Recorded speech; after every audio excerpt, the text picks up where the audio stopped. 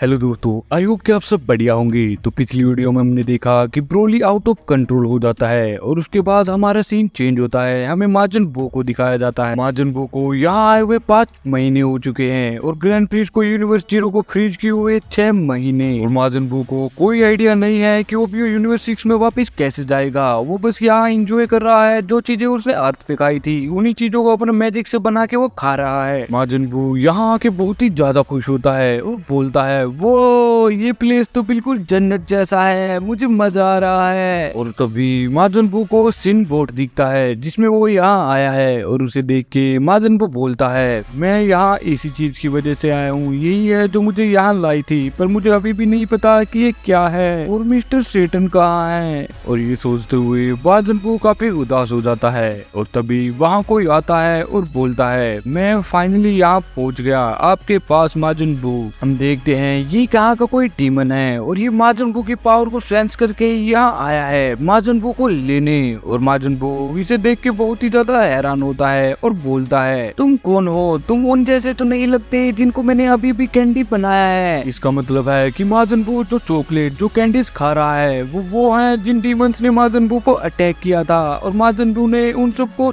Chocolate में बदल दिया है। और वो डीमन जो माजन बू के पास आया है वो बोलता है मैं आज दुख हूँ, ये मेरा टाइटल है और तुम्हारे लिए त्रिगुना काफी रहेगा। माजन बू आचडुक की बात सुन के वो बहुत ही ज्यादा गुस्से में आ जाता है और गुस्से में बोलता है मुझे कुछ भी समझ नहीं आ रहा जो भी तुमने कहा, मुझे बस इतना समझ आ रहा है कि तुम बहुत ही बुरे इंसान हो। मैं तुम्हारे अंदर महसूस कर सकता हूँ कि तुम कितने बुरे हो और मुझे मिस्टर सेटन ने कहा था कि बुरे लोगों को मैं मिटा दूं। और वो अपनी पावर का यूज करके उसे भी कैंडीज में बदलने ही वाला होता है। लेकिन तभी आज तक बोलता है एक सेकंड रुको, मेरी बात सुनो, तुम डीमन रेल में हो तो ये तो सिंपल सी बात है कि यहाँ तुम्हें डीमन ही मिलेंगे और मैं हूँ डीमन ऑफ कर्सिस। तुम मेरे ओरे से नफरत निकलना ये तो काफी आम सी बात है, लेकिन मैं देख सकता हूँ तुम भी एक डीमन हो लेकिन तुम्हारा दिल काफी अच्छा है। और इस डीमन की बात सुन के वो शांत हो जाता है और बोलता है तुमने सही कहा, वो एक अच्छे दिल का है, मैं तुम्हारे लिए क्या कर सकता हूँ, तुम्हें मुझसे क्या चाहिए। और वो डीमन बोलता है हम पिछले 5 महीने से आपके पास बार बार डीमंस को भेज रहे हैं ताकि आपसे कांटेक्ट किया जा सके, लेकिन आप हर बार अपनी पावर से उन्हें कैंडीज में बदल रहे हैं और खा रहे हैं। और देख के लग रहा है कि तुमने इस एरिया के सभी डीमंस को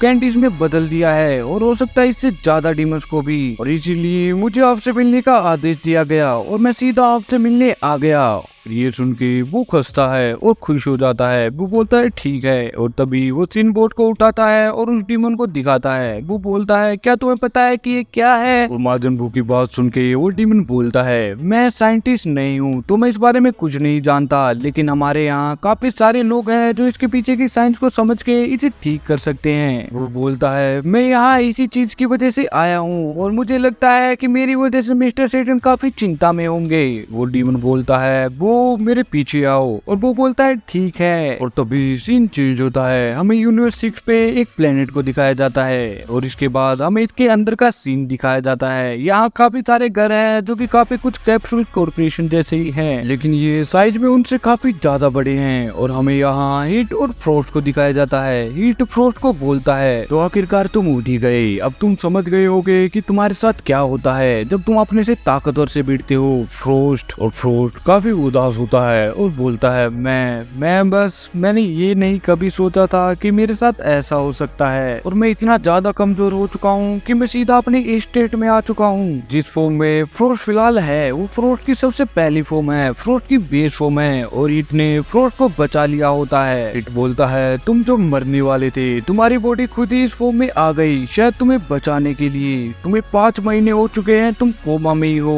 और तुम अब जाके उठे हो और मैं तुम्हें ये बता दूं ये आखिरी बार है जब मैं तुम्हारी मदद कर रहा हूँ। और ये सुन के फ्रोस्ट स्माइल करता है और बोलता है तुम मुझे यहाँ लाए जब मैं मरने वाला था, अगर तुम चाहते तो मुझे सडाला फोर्सेस को भी दे सकते थे या फिर गैलेक्टिक पेट्रोल वालों को, लेकिन तुमने ऐसा नहीं किया। ये कितनी सरप्राइज की बात है, क्या इसके पीछे कोई खास कारण है। और ये बोलते हुए फ्रोस्ट स्माइल करते हुए ईट की तरफ देखने लग जाता है और ईट अपना मुंह घुमा के फ्रोस्ट से पूछता है क्या तुम्हें पता है फ्रोस्ट कि तुम कहाँ हो। और ईट की बात सुन सुन के फ्रोस्ट थोड़ा सा कंफ्यूज हो जाता है और सीरियस हो जाता है, इधर उधर देखने लग जाता है कि आखिरकार ये प्लेनेट है क्या, और उसे जब कुछ समझ में नहीं आता तो इस प्लेनेट के बाहर जाके प्लेनेट को देखने लग जाता है और वो ये प्लेनेट देख के बहुत ही ज्यादा शॉक हो जाता है, क्योंकि ये प्लेनेट होता है फ्रोस्ट 586 और ये प्लेनेट है फ्रोस्ट का खुद का। और ये देख के फ्रोस्ट को काफी ज्यादा गुस्सा आ रहा होता है, साथ में वो हैरान भी हो रहा होता है। फ्रोस्ट हिट को बोलता है तुमने ऐसा क्यों किया। हिट बोलता है मैंने तुम्हें किसी को नहीं सौंपा क्योंकि किसी ने मुझे ये करने के लिए हायर नहीं किया था, और जो भी आज तक मैंने किया है उन सबको देखते हुए मैं खुद को तुमसे ज्यादा नहीं समझता और इसीलिए मैंने तुम्हें अथॉरिटी को नहीं सौंपा। पर तुमने इस प्लेनेट को छोड़ने से पहले एक बुरी ऑर्गेनाइजेशन बनाई थी और फिर खुद ही उस ऑर्गेनाइजेशन को मिटा दिया इन लोगों के सामने मसीहा बनने के लिए, लेकिन वो सब तुम्हारे ही लोग थे और तुम इसे बहुत ही बुरी हालत में छोड़ गए थे। जब तुम्हें ये चीज समझ आई थी कि तुम्हें इस प्लेनेट से कुछ नहीं मिलने वाला, वो तुम्हारा बस टाइम वेस्ट है, और वो सब जानते हैं कि तुम यहाँ हो और वो इन सब चीजों का तुमसे बदला लेंगे जो तो चीजें तुमने उनके साथ की है। और ये सुन के फ्रोस्ट काफी घबरा जाता है। फ्रोस्ट बोलता है तुम अपनी बकवास बंद करो, और गुस्से में हीट के ऊपर अपनी की एनर्जी का यूज करता है, लेकिन हीट इसके लिए पहले से ही तैयार था। वो अपनी टाइम फ्री टेक्निक का यूज करता है और फ्रोस्ट के पीछे आ जाता है। हिट बोलता है क्या तुम्हें अभी ये बात समझ में आई, सिर्फ तुम ही नहीं हो जिसको अपना बदला चाहिए, इन लोगों का बदला तो तुम्हारे बदले से बहुत ही ज्यादा बड़ा है। मैं तुम्हें पहले ही दिखा चुका हूँ कि मैं तुमसे काफी ज्यादा स्ट्रॉन्ग हूँ, अब तुम्हारी बारी है कि तुम मुझे अपनी स्पीच से मनाओ ताकि मैं सोचूं कि तुम्हारे बारे में कुछ मैं कर सकूं। हिट की बात सुन के फ्रोस्ट को बहुत ही ज्यादा गुस्सा आ रहा होता है। तभी हिट फ्रोस्ट की ही बात फ्रोस्ट को ही दोबारा बोलता है जो फ्रोस्ट ने हिट से लड़ने से पहले बोली थी। मैं जानता हूँ कैसा लगता है जब तुमसे वो काम कराया जाए जो तुम नहीं करना चाहते, पर मेरी प्रजाति इस चीज के लिए बहुत ही ज्यादा जिद्दी है। मैं तुम्हें ये सब इसलिए बता रहा हूँ क्योंकि तुम्हारी बातें सुन के लग रहा है कि तुम्हें तुम्हारा काम बिल्कुल पसंद नहीं है और शायद तुम अपनी जिंदगी से भी प्यार नहीं करते। और हिट की बात सुनते ही फ्रोस्ट घूम के हिट को बहुत ही गुस्से में देखता है, लेकिन तब तक हिट वहाँ से जा चुका होता है। तभी फ्रोस्ट सोचने लग जाता है मैं आखिरकार क्या करूँ, इस प्लेनेट के लोग जानते हैं कि मैं इस प्लेनेट पे हूँ, खैर देखी जाएगी, पर ये सोचो कि क्या उन्हें ये पता है कि मैं एग्जैक्टली किस लोकेशन पे हूँ। मुझे अब इन चीजों से कोई फर्क नहीं पड़ता, मेरा दिमाग खराब हो रहा है, मैं उन सबको अपने सामने झुकने पे मजबूर कर दूंगा और वो सब अगर नहीं माने तो मैं उनका प्लेनेट ही तबाह कर दूंगा। अगर मैंने ऐसा किया तो गैलेक्टिक पेट्रोल वाले मेरे पीछे पड़ जाएंगे, और जैसा कि हिट ने मुझे बताया था अगर मुझे अपना रिवेंज लेना है तो मुझे उसे साबित करना होगा कि ऐसी सिचुएशन को मैं आसानी से संभाल सकता हूँ। खैर अब इन सब चीजों के बारे में सोच के कोई फायदा नहीं है, मुझे सबसे पहले इस प्लेनेट से बाहर निकलना होगा। और तभी सीन चेंज होता है, हमें यूनिवर्स 7 में डीमन बेल को दोबारा दिखाया जाता है। वो डीमन और वो दोनों कहीं जा रहे होते हैं और वो डीमन वो को बोलता है आपके साथ कहीं जाना मेरे लिए सम्मान की बात है, लेकिन जैसा कि आपने कुछ महीनों में उन डीमंस के साथ किया था उनको कुछ ही पल में बस तबाह कर दिया बिना हिचकिचाहट के, वो काफी इम्प्रेसिव था, काफी कमाल का था। वो बोलता है मुझे कुछ सेकंड के लिए सोना है, मैंने काफी समय से अपनी एनर्जी को रिचार्ज नहीं किया है। और वो डीमन बोलता है कुछ सेकंड के लिए ठीक है, बस थोड़ी दूर और हम बस अपने राजा के टावर पे पहुंच गए। और ये सुन के माजन वो काफी खुश होता है और बोलता है ओहो क्या हम उसे खा सकते हैं। वो की बात सुन के वो डीमन काफी घबरा जाता है और हैरानी से बोलता है क्या नहीं, वो हमारे राजा है, वो यहाँ राज करते हैं। और वो ये सुन के बोलता है ठीक है ये तो काफी बुरी बात है। और डीमन बोलता है हम सब यहाँ सबसे ऊपर है, जितने भी लोग यहाँ रहते हैं उन सबसे ऊपर, क्योंकि हम सब नोबल हैं, हम सब उसी फ्रूट ट्री से आए हैं जहाँ से काय आए हैं, क्या तुम समझे, क्योंकि तुम तो पहले ही काय से डील कर चुके हो। डीमन की बात सुनते ही वो सुप्रीम काय के बारे में सोचने लग जाता है और सोच के बोलता है सुप्रीम काय, हाँ मैं उन्हें जानता हूँ। और वो डीमन अपनी बात को कंटिन्यू करते हुए बोलता है जैसे ही हम उस ट्री से पैदा होते हैं तो हमें मना कर दिया जाता है कि ना ही हम काय बनेंगे और ना ही सुप्रीम काय, लेकिन हमारी लाइफ भी उतनी ज्यादा जरूरी है जितनी इस यूनिवर्स में बाकी लोगों की। और जितना ज्यादा उन फ्रूट्स के अंदर उतार चढ़ाव होगा, जितना ज्यादा उनके अंदर डिस्ट्रक्शन बढ़ेगी, उतनी ज्यादा चांसेस होंगे कि वो फ्रूट खराब होगा और एक डीमन काय को जन्म देगा। और मैं भी उन्हीं एक खराब फ्रूट में से पैदा हुआ हूँ, बिल्कुल डाबुरा की तरह जो हमारे पुराने डीमन किंग थे जिन्हें तुमने मार डाला। और तभी वो दोनों उस टावर पे पहुंच जाते हैं। वो डीमन बोलता है हम यहाँ पहुंच गए, और माजन वो बोलता है ये तो बहुत ही ज्यादा बड़ा है। और वो दोनों वहाँ रुकते हैं। वो डीमन माजन को बोलता है है कि हमारे तो लीडर है वो इस टावर के बिल्कुल टॉप पे हैं और वो चाहते हैं कि उनसे मिलने से पहले इस टावर के नीचे जितने भी डीमंस है तुम पहले उन्हें हराओ। और माजन बू सिनबोट को आगे करते हुए बोलता है अगर मैं उन सबको हरा दूं और तुम्हारे लीडर से मिल लूं तो क्या तुम इसे ठीक कर दोगे। वो की बात सुन के वो डीमन स्माइल करता है और बोलता है अगर तुमने ये कर दिया तो मैं यहाँ के सभी साइंटिस्टों को ऑर्डर दे दूंगा कि सबसे पहले तुम्हारा सिनबोट ठीक किया जाए। और वो ये सुन के बोलता है ठीक है और स्माइल करता है। और डीमन अपनी पूरी कोशिश कर रहा होता है बू को वापिस से इविल बनाने की और तभी वो अपनी टेक्निक से अपनी पावर से उस पूरे के पूरे टावर को एक ही बार में तबाह कर देता है। और ये देख के वो डीमन बहुत ही ज्यादा हैरान हो जाता है और घबरा जाता है। और ये सब देख के वो डीमन बोलता है तुमने तो सब कुछ तबाह कर दिया, हमारे सबसे कमाल के योद्धा इसी टावर के अंदर थे। और ये बोलते हुए वो उदास हो जाता है और बोलता है अब वो सब मर चुके हैं। और तभी वो बोलता है लो जो तुमने कहा था वो हो गया, लेकिन वो क्या चीज है वो नीचे क्यों नहीं आ रही। और वो डीमन वो की बात सुन के जवाब देता है वो इसीलिए क्योंकि हमारे दुनिया में ग्रेविटी हमारे हिसाब से काम करती है और उस पे ग्रेविटी काम नहीं करती। और ये सुनते ही वो उसकी तरफ काफी ध्यान से देखने लग जाता है और तभी वो जंप करता है और जंप करके उस टावर के ऊपर चला जाता है। उस टावर के अंदर जाते ही वो रुकता है और हर जगह देखने लग जाता है और बोलता है यहाँ तो कोई भी खास नहीं है। और तभी महाजन बू को कोई आवाज आती है, वो आवाज बोलती है ये कितना खास दिन है, तुम्हें यहाँ देखना। माजन बू भी उसके तरफ देखता है और बोलता है तो तुम हो यहाँ के रूलर। और फिर हम उसे देखते हैं ये कोई छोटा सा गोबलिन जैसा दिखने वाला डीमन है और ये बोलता है मेरा नाम हिग्डस है और मैं यहाँ का रूलर हूँ, तुमने सही समझा, तुम मुझे यहाँ का डीमन सुप्रीम काय भी बोल सकते हो। और उसे अच्छे से देखने के बाद वो को तो भी कुछ याद आता है और वो उसकी तरफ उंगली करके बोलता है मैं तो तुम्हें जानता हूँ, मैं जानता हूँ तुम बीबीडी के साथ थे। आई थिंक मुझे ऐसा लगता है, मैं नहीं जानता। ये सब सोच के वो का दिमाग खराब हो रहा होता है। तभी वो डीमन रूलर बोलता है तुम तो काफी कमाल के हो, हाँ मेरा उसके साथ उठना बैठना था विजट बीडी के साथ, लेकिन वो तो कई लाख साल पहले था। और वो गुस्से में उसे बोलता है तो क्या तुम दोनों दोस्त थे। नहीं बिल्कुल भी नहीं, बीडी तो एक बहुत ही सेल्फिश जादूगर था जो खुद के ही बारे में सोचता था, वो बस दुनिया पे कंट्रोल करना चाहता था। और जब उसे पता चला कि यूनिवर्स की गहराई में कोई इवल ताकत है तो वो उसे भी कंट्रोल करना चाहता था। और वो बुरी एनर्जी तुम थे, लेकिन उस समय कोई नहीं जानता था कि तुम सच में हो या तुम बस एक धोखा हो। लेकिन उस समय तुम्हारी कोई बॉडी नहीं थी, तुम बस एक एनर्जी के बॉल थे। और बीबीडी तुम्हें एक बॉडी देना चाहता था, कोई शेप देना चाहता था। और मेरा मिशन था कि जैसे ही तुम्हें बॉडी मिली है तुम्हें सबसे पहले यहाँ लेके आना इस जगह पे। और सब कुछ वैसा ही हुआ जैसे उसने सोचा था। और सच बताऊं तो अब तुम बिल्कुल वैसे नहीं दिखते जैसा मैंने तुम्हें पहले देखा था। जब तुम पैदा हुए थे तुमने गुस्से में आके इस प्लेनेट को 80% तबाह कर दिया था और इसी चीज का फायदा उठाते हुए बीबीडी तुम्हें यहाँ से ले गया अपने साथ। और वो सब भी उसके लिए काफी नहीं था, वो यहाँ वापिस आके यहाँ के पुराने राजा डोबरा को भी अपने कब्जे में कर लिया था। तो तुम मुझ पे भरोसा करो या ना करो, वो मेरा दोस्त तो बिल्कुल नहीं था, तुम ये समझ गए ना।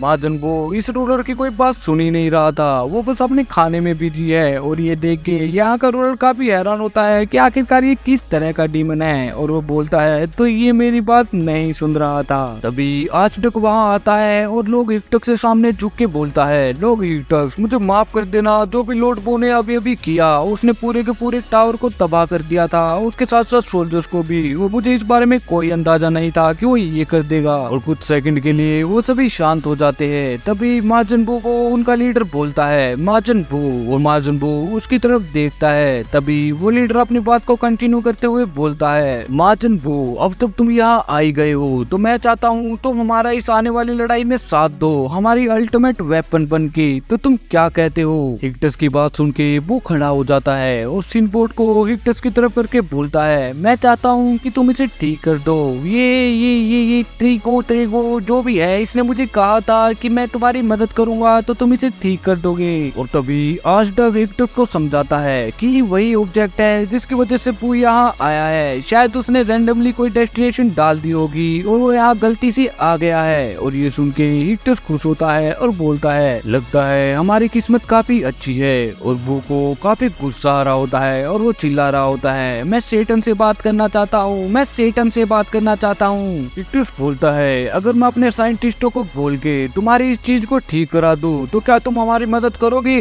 और वो थोड़ी देर सोच के बोलता है, अगर मैं सेटन को देख सकता हूँ दोबारा तो ठीक है, मैं कर दूंगा। वो की बात सुनते ही इक्टस बोलता है, बहुत बढ़िया, और सिनबोट को वो से ले लेता है। इक्टस बोलता है, ट्रिगुना साइंटिस्टों के पास इसको ले जाओ, और ट्रिगुना बोलता है ठीक है। मार्जन बो जो एंजल सबसे ऊपर थी, वो उनके साथ काम कर चुका हूँ और मैं 100% श्योर हूँ कि वो पक्का हमें उनके साथ जुड़ने के लिए बोलेगी, सिर्फ हमें ही नहीं और भी डीमन रेल्स के जो कि अलग अलग यूनिवर्सिटीज में हैं। और मैं चाहता हूँ कि हमें भी बचाने के लिए कोई हो। और सच बताऊं तो तुम अपने पहले वाले लुक में जो तुमने सबसे पहले था, वो उसमें तुम काफी ज्यादा डेंजरस लगते थे, लेकिन शायद मैं जानता हूँ तुम्हारे साथ क्या करना है या तुमसे क्या करवाना है कि तुम और भी ज्यादा स्ट्रॉन्ग हो सको। और वो को कुछ भी समझ नहीं आ रहा होता। वो बोलता है कि तुम क्या कहना चाहते हो। तभी वो लीडर स्माइल करता है और बोलता है, मुझे लगता है कि तुम अपनी एबिलिटीज के बारे में तो पता ही होगा, वो एब्जॉर्प्शन वाली एबिलिटी चीजों को सोखने की। और ये बोलते ही सीन चेंज होता है, हमें वापस से फ्रोस्ट को दिखाया जाता है प्लेनेट फ्रोस्ट 586 पे। फ्रोस्ट इस प्लेनेट से भाग के यहाँ से निकलने की कोशिश कर रहा होता है, लेकिन तभी उसके सामने कोई आता है। उसके बाहर निकलते ही फ्रोस्ट सोचता है कि मैं एक्टिंग करता हूँ एक पैसेंजर की जो कि यहाँ से बस गुजर रहा था। और फ्रोस्ट उस इंसान को थोड़ा ध्यान से देखता है। वो इंसान बिल्कुल हिट के जैसा लग रहा होता है और ये देख के फ्रोस्ट काफी घबरा जाता है, लेकिन तभी फ्रोस्ट शांत होता है और वहाँ से निकल जाता है। फ्रोस्ट सोचता है ये तो बिल्कुल उसके जैसा लग रहा है। फ्रोस्ट जितनी जल्दी हो सके यहाँ से निकलने की कोशिश कर रहा है। तभी हम पहाड़ों को देखते हैं। यहाँ इन पहाड़ों पे हिट बैठा हुआ है बिल्कुल चोटी पे और फ्रोस्ट पे नजर रखे हुए है। हिट फ्रोस्ट पे बिल्कुल ध्यान से देख रहा होता है, उसके एक एक पल एक एक हरकत की वो क्या कर रहा है। तभी हिट के पीछे कोई आता है और बोलता है, तो वो यहाँ है जिसके बारे में तुम बोल रहे थे। हिट बोलता है हाँ, और वो अभी भी फ्रोस्ट को बहुत ही ध्यान से देख रहा होता है। तभी हम देखते हैं कि वो एक लेडी है जो कि हिट की तरह लग रही होती है और वो हिट को बोलती है, तो तुम्हें पक्का यकीन है कि वो इंसान जिसे तुम देख रहे हो वो ये सब चीजें करने के कैपेबल है। हिट बोलता है, कोई भी किसी भी चीज को लेके बिल्कुल रिलैक्स नहीं होता, लेकिन इस चीज को लेके मैं काफी शांत हूँ। और वो लेडी हिट के पास आ जाती है और बोलती है, हिट हमने तुम्हें अपने साथ मिलाया क्योंकि जैसे तुम्हारी रेपुटेशन जैसे तुम्हारी इज्जत है तुम बिल्कुल वैसे ही हो, लेकिन ये इंसान जिसने हमें इतना ज्यादा कष्ट पहुंचाया है, इतना ज्यादा नुकसान किया है, तुम उसे क्यों हमारे साथ मिलाना चाहते हो? मुझे समझ नहीं आ रहा कि ये एक आदमी हमें आखिरकार कैसे बचाएगा। हम सोलर फ्लेयर की बात कर रहे हैं, वो इतनी पावरफुल है कि हम सबको एक ही सेकंड में राख में बदल देगी। और हीट काफी सीरियस होता है और फ्रोस्ट को घूर रहा होता है। हीट बोलता है, मुझ पे भरोसा रखो। और फिर हम फ्रोस्ट को देखते हैं। फ्रोस्ट काफी गुस्से में होता है और सोच रहा होता है, इन सब चीजों को छोड़ो, मैं सीधा स्पेस के लिए जाता हूँ, और अगर वो स्टूपिड हिटमैन मुझे नहीं सिखाना चाहता तो कोई बात नहीं, मैं अपना बदला खुद ही ले लूंगा। और ये बोलते ही फ्रोस्ट उठ के सीधा आसमान की तरफ जाने लग जाता है। और तभी उसे कुछ आके लगता है, फ्रोस्ट के मुंह से खून निकलने लग जाता है और वो बहुत ही ज्यादा दर्द में होता है। हम देखते हैं कि शायद ये हिट ने किया है। हिट फ्रोस्ट के पास जाता है और फ्रोस्ट को बोलता है, मैंने तुम्हें पहले ही वार्निंग दी थी फ्रोस्ट, इस बार मैंने तुम्हारी किडनी पे अटैक किया है, लेकिन अगली बार मैं सीधा तुम्हारे दिल पे अटैक करूंगा। मैं तुम्हें देखता रहता हूँ, तुम्हें फॉलो करता हूँ, मुझे फर्क नहीं पड़ता तुम क्या करते हो और कहाँ जाते हो, मैं तुम्हें रोक दूंगा। क्या तुम्हें मेरी बात समझ में आई? और फ्रोस्ट के मुंह से बहुत ही ज्यादा खून निकल रहा होता है, लेकिन वो फिर भी बोलता है, तुम बेवकूफ आदमी, वो आदमी जो मेरे पास था वो बिल्कुल तुम्हारे जैसा लग रहा था।